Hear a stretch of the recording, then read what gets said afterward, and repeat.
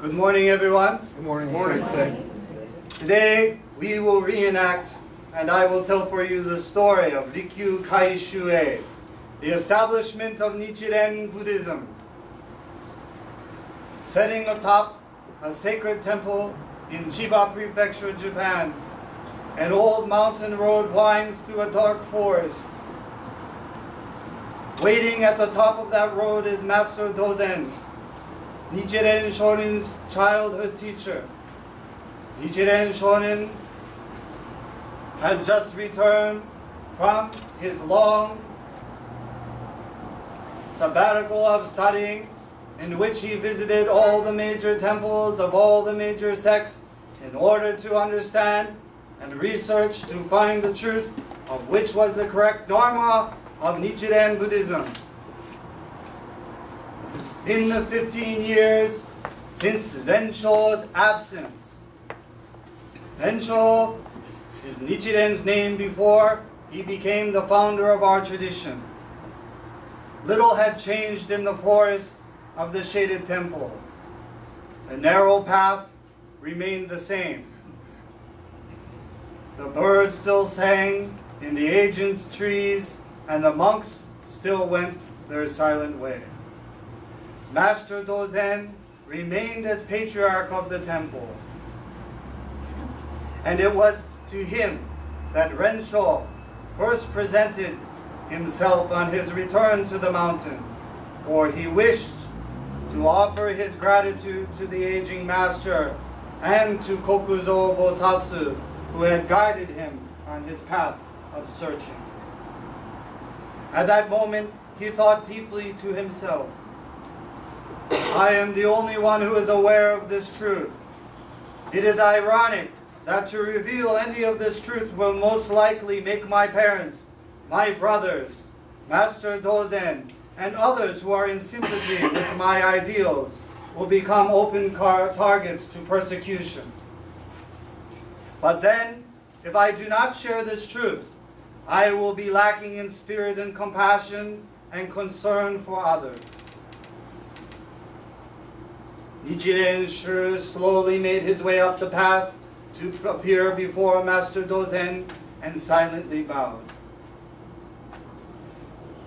Master Dozen said, with a smile and a great love that he had for Nichiren, I am very happy that you have returned from your studies. You have completed your education on Mount Hiei, and I am confident that you have realized with deep conviction and knowledge of the mercy of Amida Buddha and of the salvation after death in the glorious Pure Land. Now go and purify yourself before giving your first sermon. Nichiren, his heart heavy, silently bowed, not saying a word. Having made his dutiful obedience to his old master, he retreated from the temple and without a word disappeared in the silence of the ancient green forest. No one wondered about his actions, for the monks on Mount Kiyosumi often retired to the forest for a period of self-purification. But Rensho had other ideas for his seclusion. For 7 days, Rensho knelt in prayer amongst the muted pines, preparing himself for the restoration of the true teaching of the Buddha.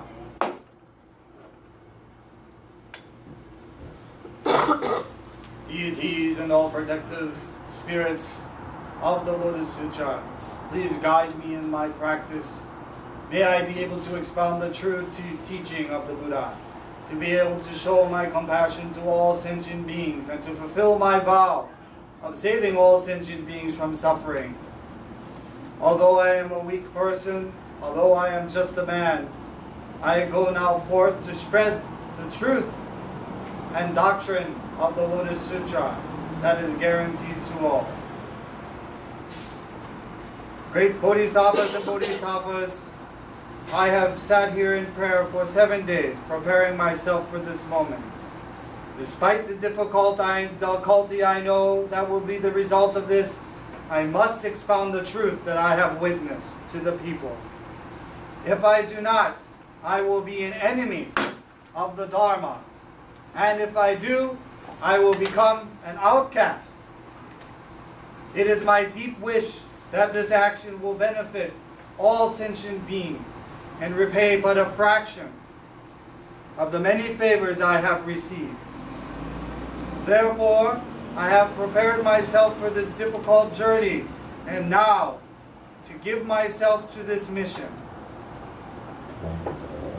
Finally, on the night of April 27, 1253, his mind clear, his actions fully planned, and he rose his feet and made his way himself upward to the high peak above Mount Kiyosumi Temple called Asahi Gamori Peak.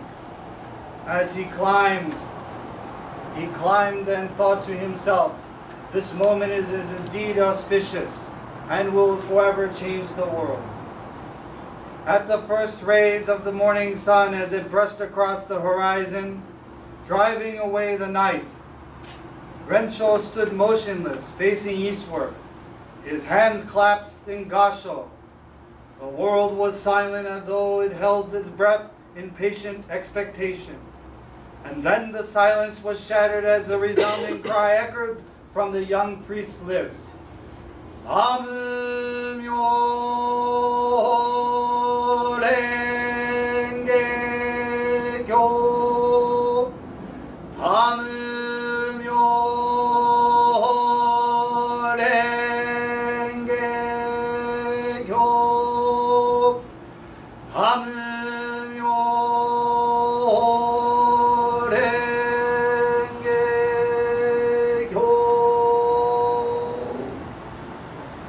Adoration to the Sutra of the Lotus Flower of the Wonderful Dharma. Those words thundered and resounded through the clear mountain air.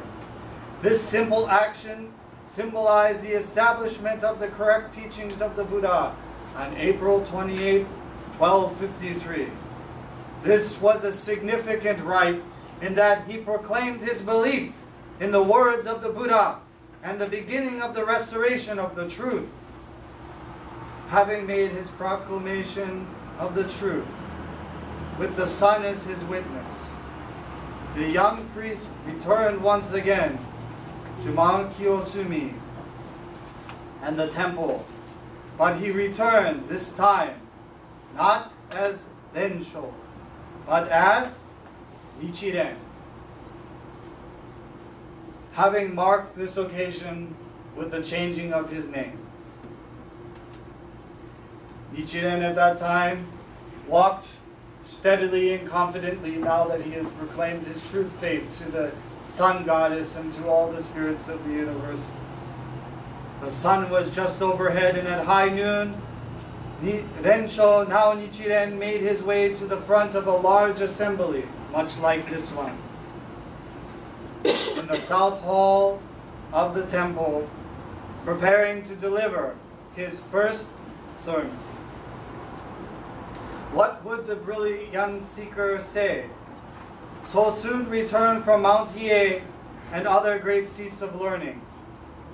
What new truths, what new teachings of Amida Buddha would he be now here to reveal to them?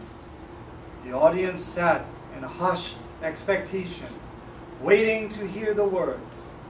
Thus Nichiren began to speak, but not the words they had expected to hear. I have studied carefully all the Buddha Dharma scriptures available. It is thus that I am able to discern the merits of different teachings and to bear out the truth of sectarian doctrines. I have found an end result that the Lotus Sutra is definitely the ultimate teaching which explains best of all and most fully the truth of the Buddha Dharma. This knowledge exposes various sects as breaking away from the mainstream of his teaching. The crowd became angry. A murmur of anger and confusion ran through the crowd. Yet Nichiren continued. Those who believe in the Nembutsu sects those who recite the name of Amida Buddha, and particularly those who fashion of committing suicide to hasten themselves to the Pure Land, will go to the Avicii, the hell of eternal suffering. Those who are Zen are devils. Those who believe in Shingon will ruin the nation. And those who believe in Nitsu are traitors. These teachers are traitors, and they mislead people as to the truth of the eternal Buddha.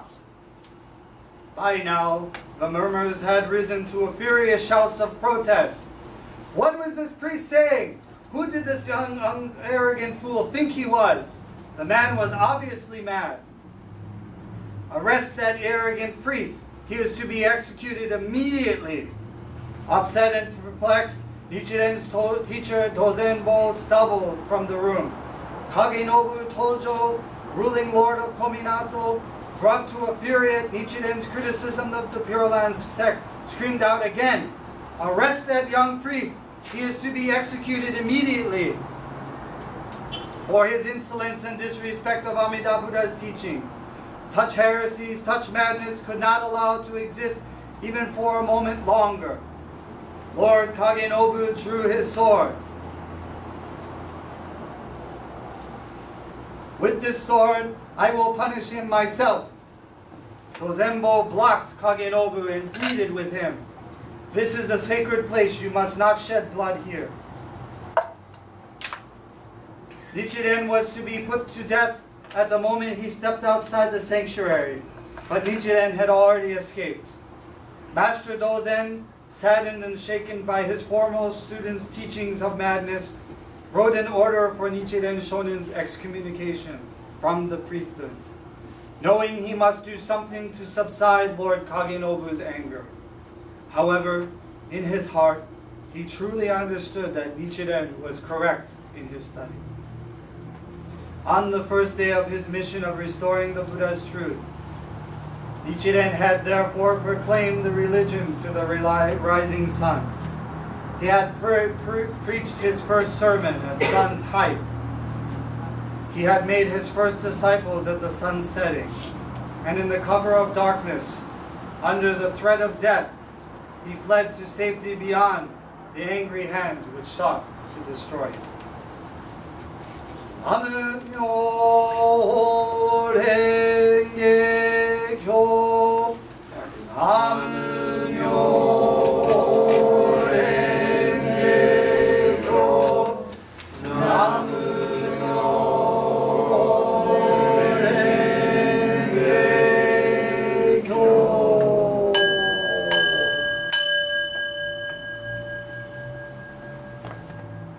Hi, thank you very much.